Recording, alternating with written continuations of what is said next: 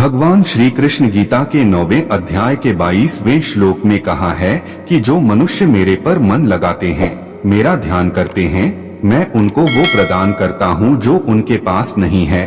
साथ ही जो उनके पास है, मैं उनकी रक्षा भी करता हूँ। प्रत्येक व्यक्ति के जीवन में अच्छे और बुरे समय आते हैं।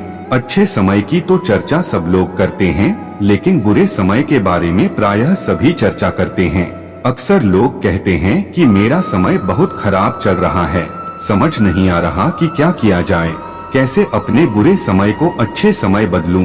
लेकिन सच तो ये है कि दो चीजें ऐसी हैं जिसे बुरे समय में करनी चाहिए। भगवान श्री कृष्ण ने गीता में बुरे समय के लिए क्या कहा है, इसे आज हम जानेंगे। आगे हम इसे एक कहानी के माध्यम से जानते हैं।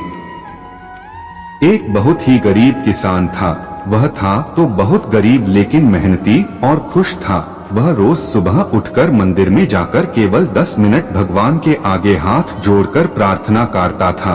उस किसान की पत्नी भी हर रोज उसके साथ मंदिर जाती थी।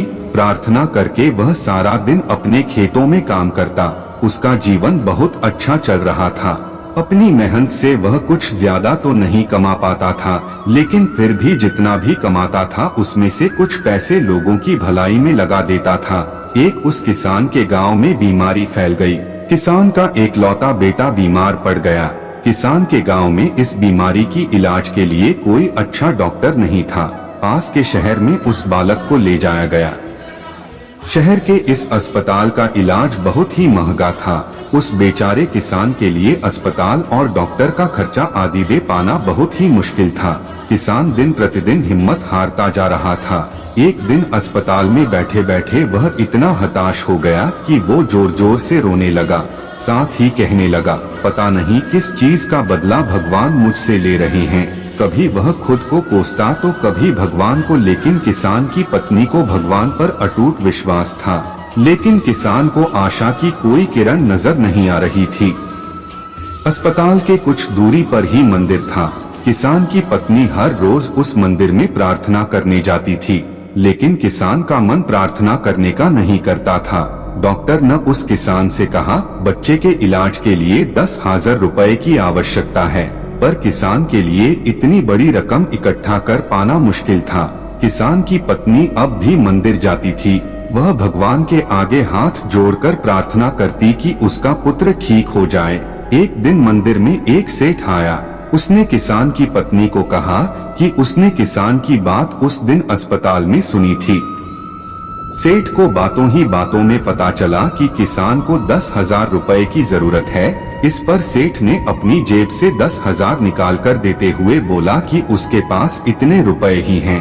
साथ ही सेठ ने कागज पर अपना पता लिखते हुए कहा, अगर उनको और पैसों की आवश्यकता हो तो वे बेहिचक मांग लें। महिला ने उत्तर दिया, इस कागज की कोई आवश्यकता नहीं है। वो जानती है कि ये पैसे उसको किसने भेजवाए हैं। जिसने उसे ये पैसे दिए हैं वह परमात्मा उसका हमेशा ख्याल रखेंगे। इस कहते हैं अटूट विश्वास। ये सबसे जरूरी चीज है जिसे हम अक्सर खो देते हैं। भगवान श्री कृष्ण गीता के 9वें अध्याय के 22वें श्लोक में कहा है कि जो मनुष्य मेरे पर मन लगाते हैं, मेरा ध्यान करते हैं, मैं उनको वो प्रदान करता हूँ जो उनके पास नहीं है। साथ ही जो उनके पास है, मैं उनकी रक्षा भी करता हूँ। इसलिए यह बहुत जरूरी है कि हम अपने बुरे वक्त में परमात्मा पर भरोसा रखें।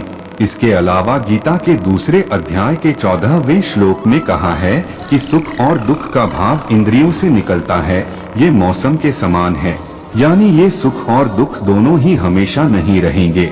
इसलिए हमें सुख और दुख का समान भाव से सामना करना चाहिए।